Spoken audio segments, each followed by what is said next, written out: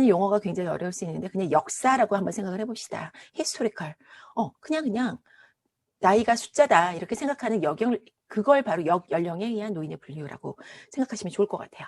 연소 노인은 65세에서 74세. 여기에 지금 연소 노인들, 올드, 어린 노인분들 지금 많이 계실 것 같아요. 그쵸? 근데 여기 또 중고령 노인 계시잖아요. 75에서 84세. 그리고 고령, 85세 이상 혹시 계실까요? 그리고 초고령, 100세 이상. 이렇게 연령으로 분류를 해봤어요. 이게 의미가 있던가요?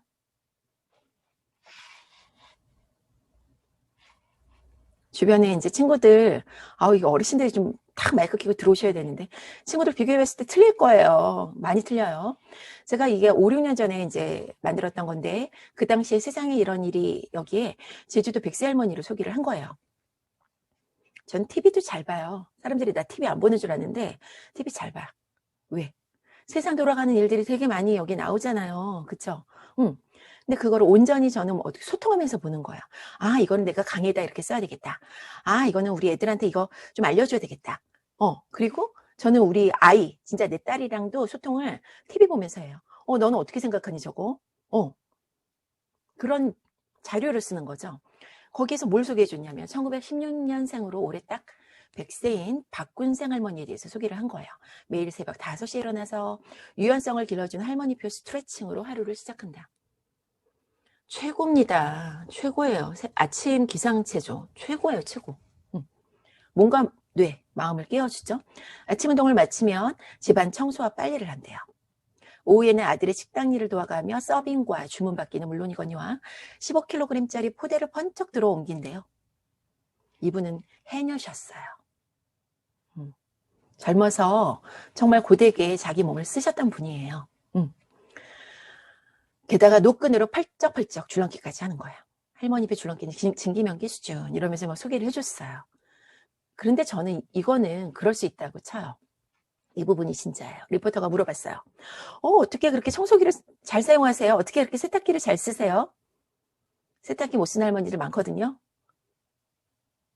100살인데 그것도 몰라? 이 유머 감각 어떻게 하면 좋아요?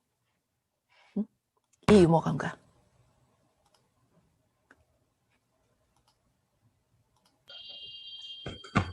대단하시지 않나요?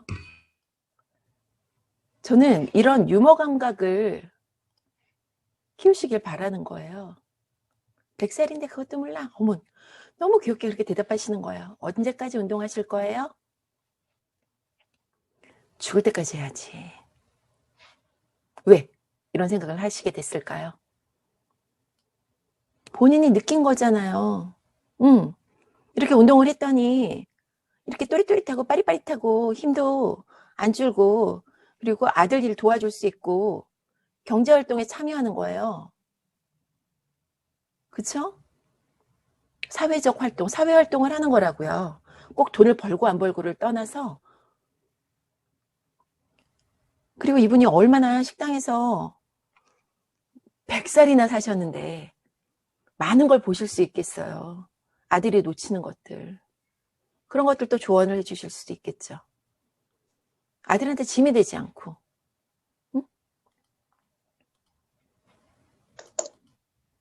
이런 내용을 진짜 나누고 싶어요. 그냥 TV에 그렇게 좋게 이렇게 방송이 된 이런 내용들이 그냥 묻혀버렸던 게 너무 안타까웠어요. 노인의 분류를 보면요. 이렇게 역연령으로 나이만으로 노인을 분류하는 거는 좀 의미가 없는 것 같다. 왜? 그 사람의 생활 습관, 생활 방식에 따라서 완전히 기능이 다른데 이걸 어떻게 이런 식으로 분류를 할 수 있겠느냐. 이런 것들이 이제 제기가 되면서 이런 식으로 노인을 나이로 구분하지 말고 신체 능력으로 구분을 한번 해보자 했어요. 그래서 아주 신체적으로 잘 단련된 분부터 이렇게 쭉 해서 허약한 의존적 장애로 구분을 한 거죠. 그러면서 여기서 이런 용어들을 만들어냈어요.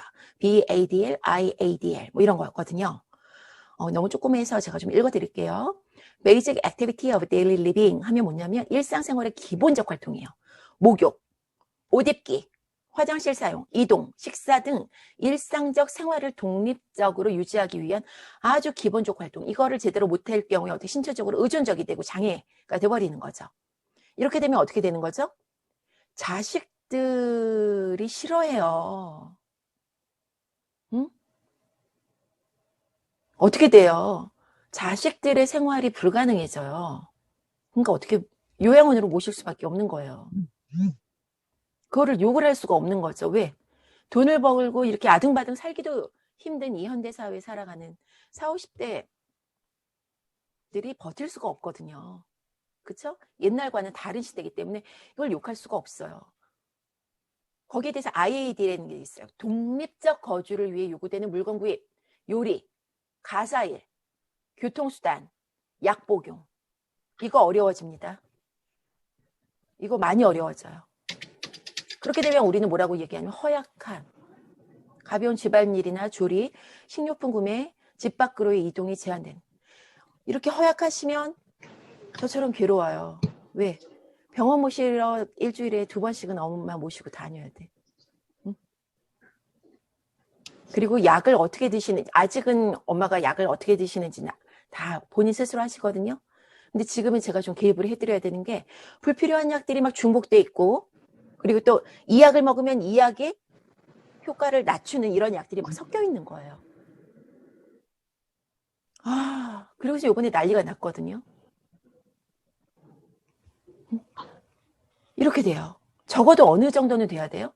신체적으로 독립적이기까지는 유지하고 계시다가 돌아가셔야 되지 않을까요?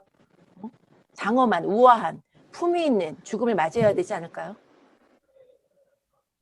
이게 독립적이라고 하는 게 무조건 그냥 나 알아서 할게, 너 뭐 개입하지 마, 이게 아니라 적어도 아유 나 죽을 것 같아, 나 좀 도와줘 하지 않을 수 있게 딱 필요할 때 그때 그냥 도움을 요청할 때 그냥 도움 받는, 저도 그럴 때 있잖아요. 아프고 그러면은 도움 요청하고 이러잖아요.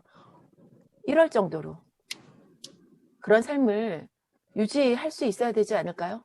죽기 전까지.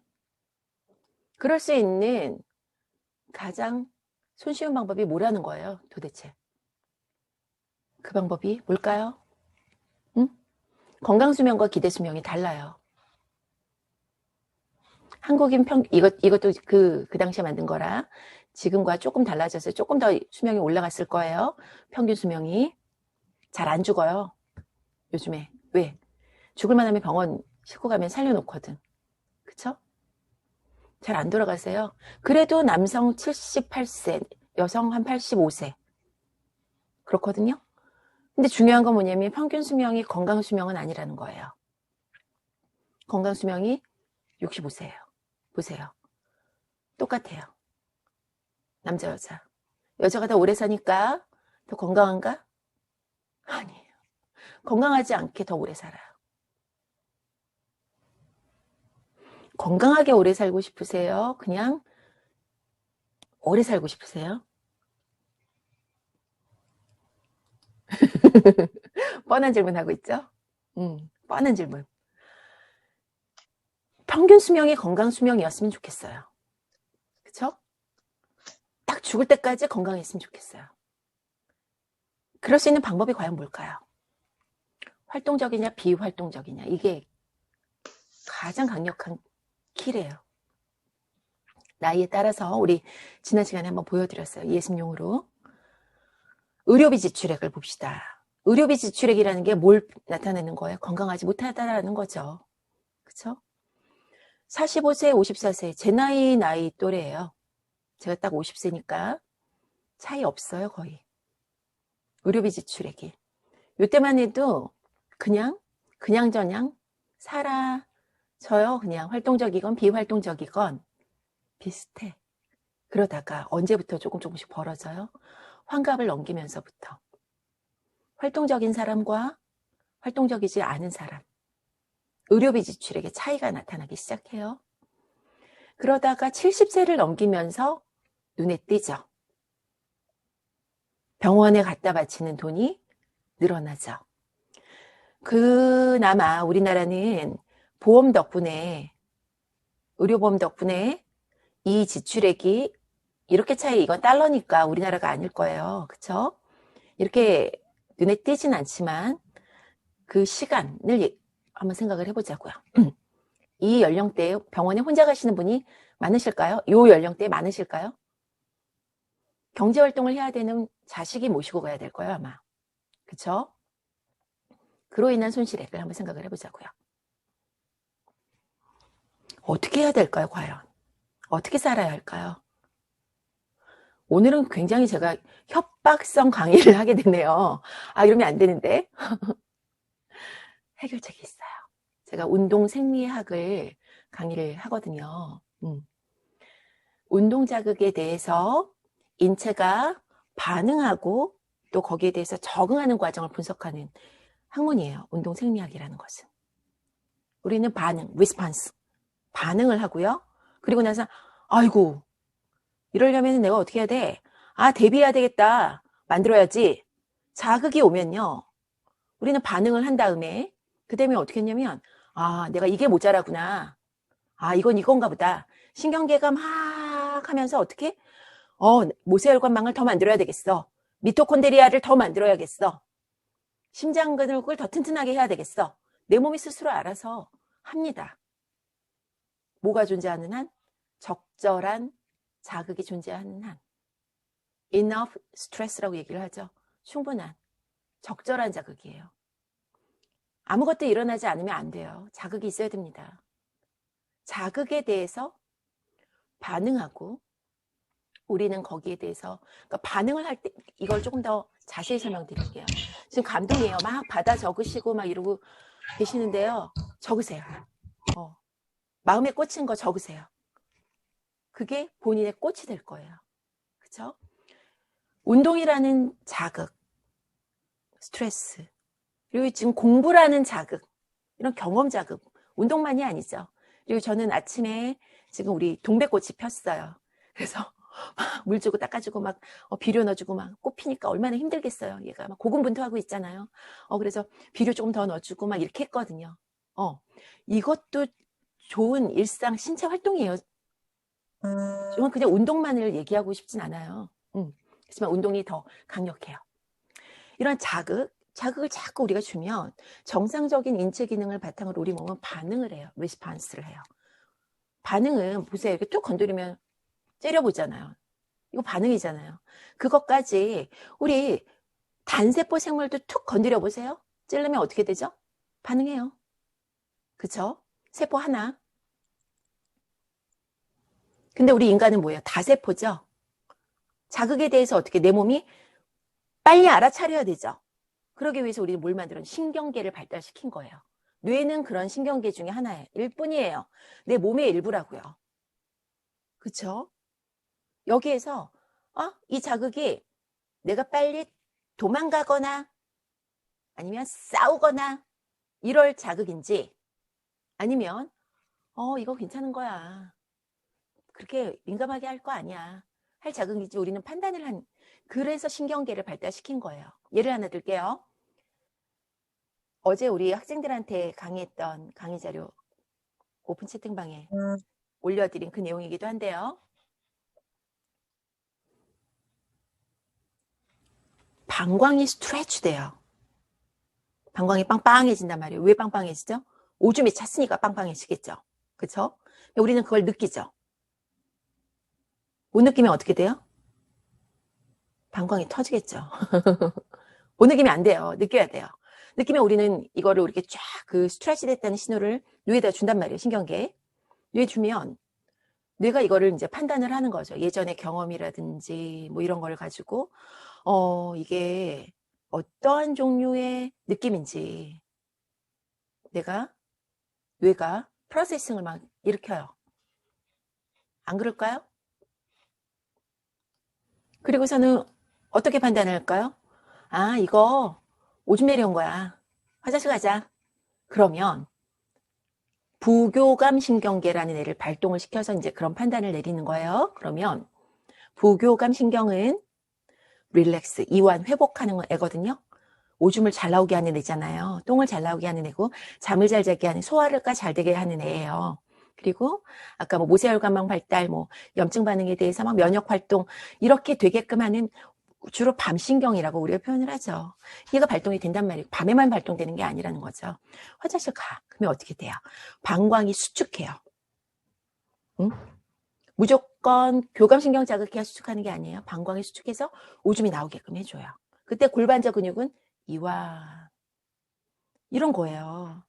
우리 아이 낳을 때를 한번 예를 들어 볼게요. 자궁이 수축해요. 부교감신경이 되면. 그리고 골반저가 이완. 그러면 어떻게 돼요? 애가 쓱 나와요. 그런데 이걸 뇌가 잘못 판단한 거예요. 방광이 터질 것 같아요. 방광염이야, 내가 지금. 아니면 이 애 낳다가 나 죽을 거야. 막 두려움에 막 떤단 말이에요. 그러면 어떻게 될까요? 부교감신경계가 활성화되어야 될 때 교감신경, 싸우거나 도망가거나 하는 신경이 막 발동이 되면 어떻게 될까요?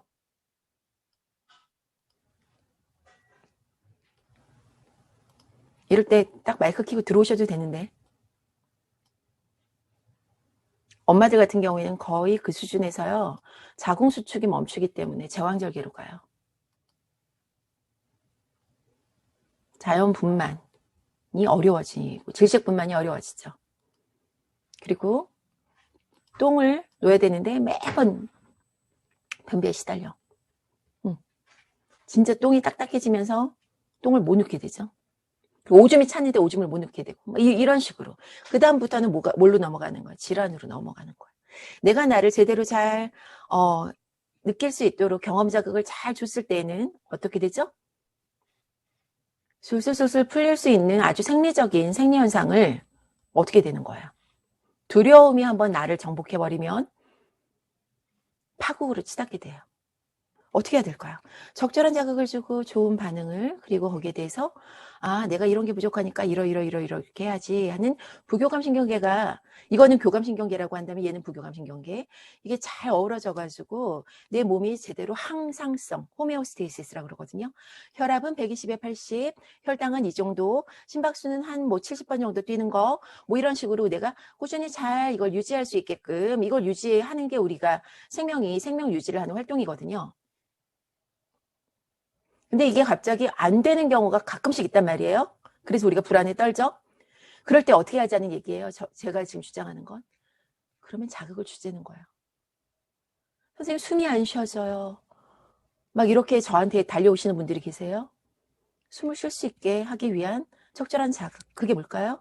운동이라는 거예요. 오늘 배우시게 될 횡격막 호흡을 그런 식으로 제가 잘 풀어드리기 위해서 지금 어려운 학문적 얘기를 말씀을 드렸는데요. 지금 이런 거예요. 항상성 호메오스테이시스를 잘 유지하기 위해서 우리 몸은 자율적으로 자율신경계가 발동을 하고 있단 말이에요. 의지대로 하는 게 아니라 불수의근이에요, 얘네들은. 그런데 얘네들이 뭐에 의해서 조절 가능하다?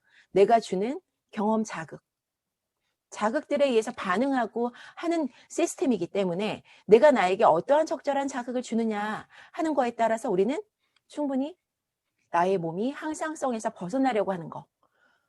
그래서 다시 항상성을 유지할 수 있게 도움을 줄 수 있다는 얘기예요. 직접적인 말씀 드릴게요. 머리가 너무 아파서 혈압을 재봤더니 150까지 치솟았대.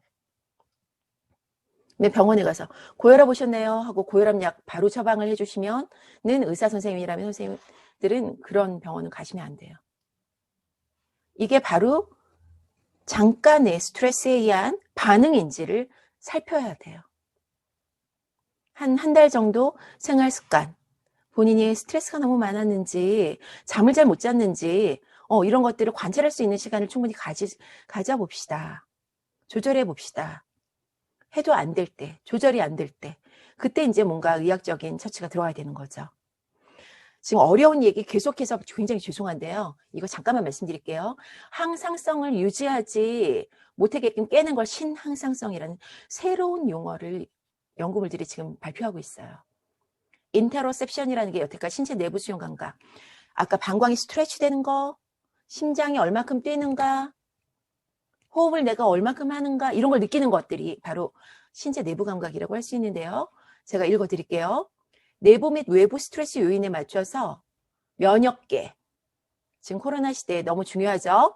심장 혈관계, 신체 대사 등 생리적 상태를 변화시키는 것을 항상성을 깨는 알로스테이시스, 신항상성이라고 하고요. 그 조절에서 오는 신체 감각을 신체 내부 감각이라고 한다. 글이 너무 어려워요. 신체 내부 수용 감각을 제대로 느끼게 되면 이런 신항상성에 대해서 내가 잘 대처할 수 있다는 거예요. 내가 호흡을 잘하고 있는지, 내가 심장이 잘 뛰고 있는지를 내가 잘 느낄 수 있을 때 우리는 어떻게? 면역계, 심혈관계, 신체 대사 능력이 높아진다.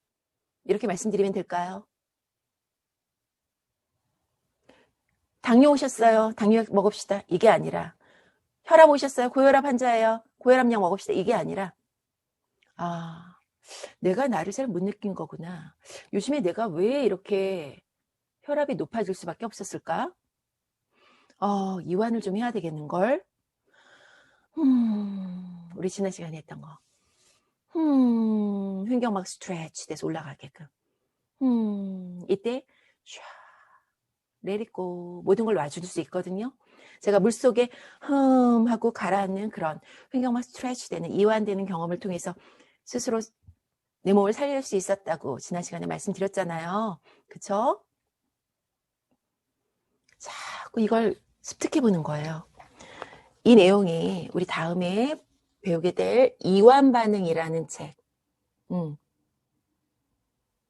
이게 잘 소개가 돼 있고요. 아까 싸우거나 도망가거나 하는 그런 교감신경을 항진하는 그런 반응 체계를 우리는 생명을 유지하기 위해서 그냥 바로 즉각적으로 자꾸 교감신경 쪽으로 가버린단 말이에요. 이거를 우리가 자꾸 끌어올 수 있다고, 부교감신경 활성화시킬 수 있는 이완 반응. 이러한 책 내용이 몇 년도에 1975년도에 발표가 됐고요. 이분이 하버드 의대 교수님이세요. 처음엔 비난을 엄청 받았어요. 그렇지만 이분이 이걸 주장할 수밖에 없었던 게 뭐냐면 고혈압 환자들 대부분 약으로 아니고 이런 이완 반응을 그 몸에 장착했을 때 조절이 됐다라는 것을 환자를 보면서 본인이 느꼈고, 더 이상은 어떻게? 가슴에서 끌어올랐겠죠. 이 사람들한테 더 이상 혈압약을 처방하는 게 최우선이 아닐 수 있다는 걸 느꼈으니까 어떻게? 의사로서의 양심, 인간으로서의 양심으로 더 이상은 그런 식으로 환자를 약물 중독자로 만들면 안 되겠다 했겠죠. 그렇게 해서 책을 쓰기 시작했고, 결국에는 하버드에서 이거를 인정을 해줘서 이제는 마인드 앤 바디 연구소를 만들어줬고, 지금은 지원금을 받고 엄청난 연구를 하고 계시고, 그렇기 때문에 이러한 연구물들이 지금 나오게 된 걸 거예요. 인정을 받았기 때문에. 근거 있는 논문들로. 이 논문은 굉장히 특이한 논문이고 2017년도에 뭐냐면 연구진은 원숭이 뇌 영역 간의 연결을 추적하는 해부학적 시스템으로 인간 뇌까지 스캔을 해서 어떻게? 어떤 것을 긴장을 할 때 피부, 스킨, 땀 흘림, 심박수 이런 것들을 잘 추적해서 뭘 했냐면 신경 동기화, 지금처럼 잘 알아차리는 거 있죠. 이걸 잘 하는 사람들은 감정, 이모션을 잘 느끼는 사람들이잖아요. 이거에 따라 몸을 잘 조절하고, 내가 지금 막 너무 항진돼 있다는 이런 걸 잘 느끼는 사람 몸을 잘 조절해서 이 신체 내부 감각을 잘 조절해 신항상성을 잘 조절한다는 거죠. 그 말은 뭐예요? 심혈관계 대사 질환으로 빠지지 않을 수 있게 하고, 면역계.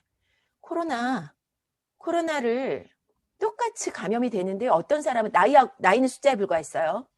어떤 사람은 크게 후유증 없이 살아남고 생존을 할 수 있고 겪어내는데 어떤 사람은 왜 죽냐고요.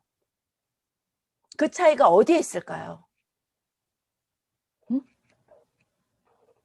생각보다 어렵지 않아요. 이 연구는 뇌의 기능적 구조에 대한 통찰력, 마음과 신체의 인공적인 경계 해소, 몸과 마음을 이분법적으로 나누지 말자고 했죠. 정신적, 육체적 질병의 통일 등에 기여할 수 있을 걸로 기대를 했고요.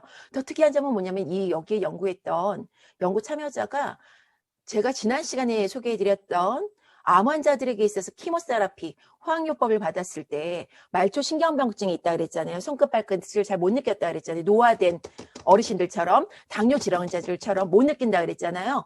이런 연구를 지금 엄청나게 하고 계신다는 거예요. 이제 어려운 얘기는 여기서 끝.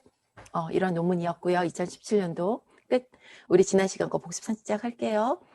이렇게 현대인들이 작업을 이렇게 계속 이런 환경에서 하면은 이런 엠마 같은 사람이 될 거예요 했지만, 제가 말씀드렸을 때 뭐라고요? 느끼지 못했기 때문에 그런 거예요. 운전을 하면서도 느끼면 돼요. 작업비 그런 활동을 한다 할지라도 어떻게 내가 내 몸의 부품, 이런 횡격막 호흡, 그리고 손끝 하나하나를 내가 잘 활용해서 쓰고 있다라는, 그리고 내 몸의 포지션, 센스, 나의 관절들이 하나하나 어디에 위치하고 있다라는 거. 앉았을 때는 제가 뭐를 느끼라 그랬죠? 오른손 드시고요. 오른손을, 왼손이구나. 거울이니까. 왼손을, 왼쪽 엉덩이 밑에 깔고 앉아보세요. 다 같이 해볼까요? 왼쪽 엉덩이 밑에 깔고 앉아보시고 앞뒤로 굴려보실래요? 그러니까 어때요? 내 손가락을 아프게 하는 뼈가 느껴지시나요? 그쵸? 느껴져요. 반대편도 있겠죠? 느껴져요. 그런데 오른쪽하고 왼쪽하고 오른쪽은 내 손가락을 많이 아프게 했는데 왼쪽은 별로 아프게 안 하네. 이런 느낌적인 느낌이 오나요?